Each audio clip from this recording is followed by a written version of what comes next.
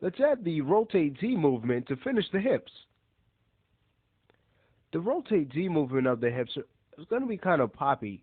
And what I mean by that is, as the character is lifting up his foot, the hips are going to rotate to the direction of the foot being lifted. And once the character plants his foot, at about that time they're going to pop right back up. So keeping that in mind, let's go to our graph editor, focus on the rotate Z channel, and start. So we know that the right foot is coming up to at about its height on frame 5. So we'll go to the rotate Z and rotate them down a little bit more there.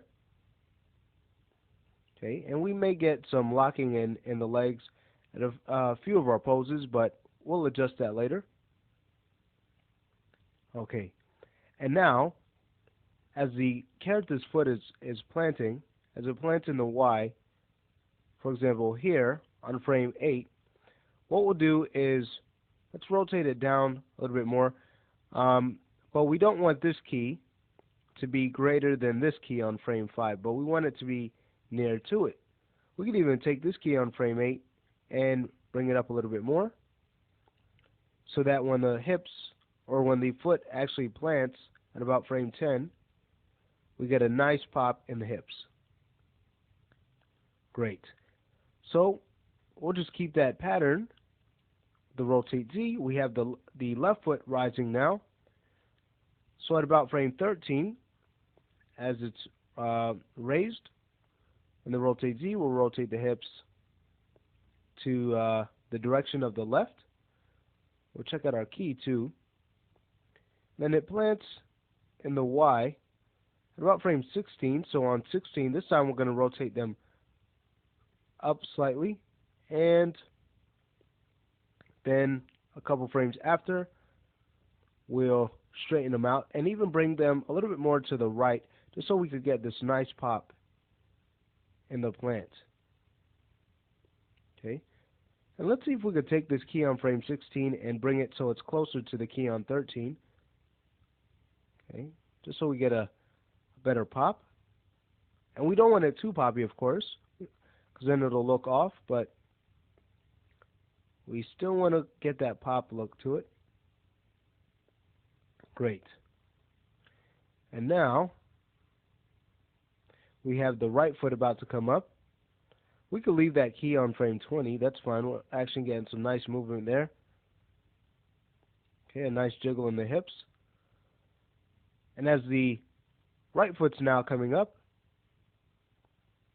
we'll go to about 23, and there we'll rotate the hips down to the right.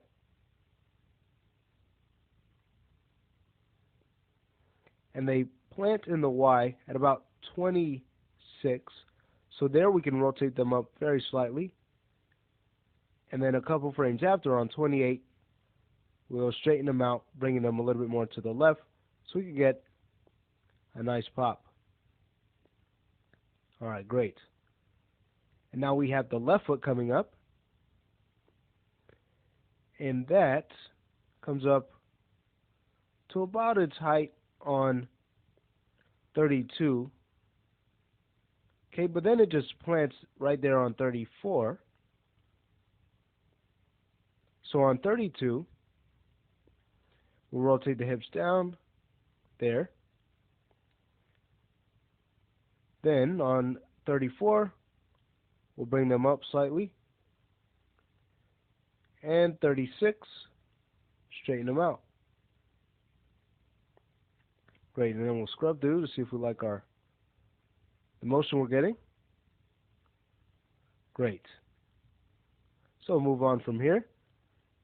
Even adjust our graph editor some more, so we can see our F-curve better. And now that right foot's coming up. So on frame 44, as it's up about the highest, we'll rotate the hips down. Okay. And then it plants in the Y at about frame 50. So there, we'll bring them up slightly, and a couple frames after, and about 52, we'll straighten them out. Okay, so we scrub through. So we get a nice pop. And we are getting a little pop in the knee too. But again, we'll fix that later on. Okay, now we come to this part where there's a little pause in the steps, all the way to about 73, when the character is about to bring back his right foot. So here, let's make an adjustment, just bringing the hips down slightly, not much at all. And then as that right foot's coming back, so at about its high point on 79, so we'll rotate the hips down there. Then the right foot plants in the Y, or plants all together on 83. So bringing them up slightly, and a couple frames after, straighten them out. Then we have our last footstep where the left foot shifts. So on 89, we'll go there and rotate the hips to the character's left. And it plants in the Y about 93. So bring them up slightly. And on 95, we will straighten them out. Okay, so with this done, let's go ahead and hide our curves and render off a play blast, really just focusing on the hips. Okay, and then later on we'll see if we need to fix any of our legs. But let's go ahead and focus on the hips right now. Here it is. Great. So there's our rotate Z movement of the hips. Okay, so what we'll do now is just spend the time going through the animation, looking for areas where the legs are locked up and fixing them. So let's see, like about here, around frame 89 to 90. Notice how the right foot's locked up. We'll want to fix that. And also, here on about 48, we want to adjust that. And let's see.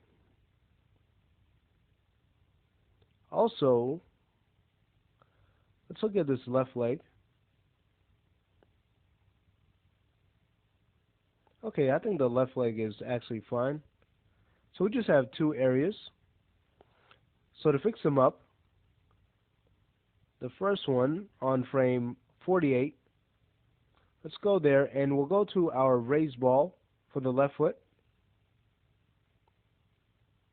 Okay, and on 48, let's just bring up that channel some more till we get a nice bend. Alright, great.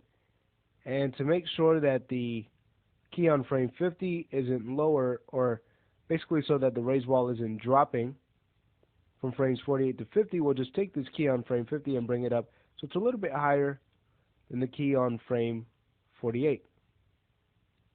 So it's rising, and then we'll adjust our tangency. Great. So that fixes that up, as we see. Now we could go to the end of the animation, where the character has his right foot locked up, or right leg. We'll select the center of gravity, go to the translate Y, and let's go ahead and get to this key on frame 89. We'll frame it, and we need to bring that down. So let's do that. We'll just take this key on 89 and bring it down so that the character's leg isn't locked up. Okay. But to the point where it looks locked.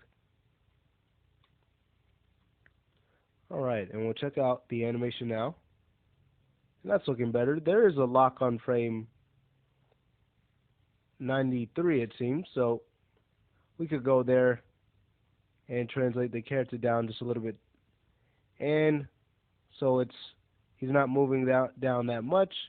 We'll take this key on 93 and bring it up so it's closer to the key on 89. And we can fix the tangency there too. Great. So that's looking better. I think we could even take this key on 89 and bring it down a little bit more, just so that there's more of a bend in the leg there. Great. Well, that wraps up our hips. And in the next lesson, we're just going to spend the time doing a few blade blasts and making sure that we can safely call this light push finish. So we're just about done. We're just going to go ahead and double check our work and even triple check just to make sure everything is right so we can then convert our light push into a heavy one.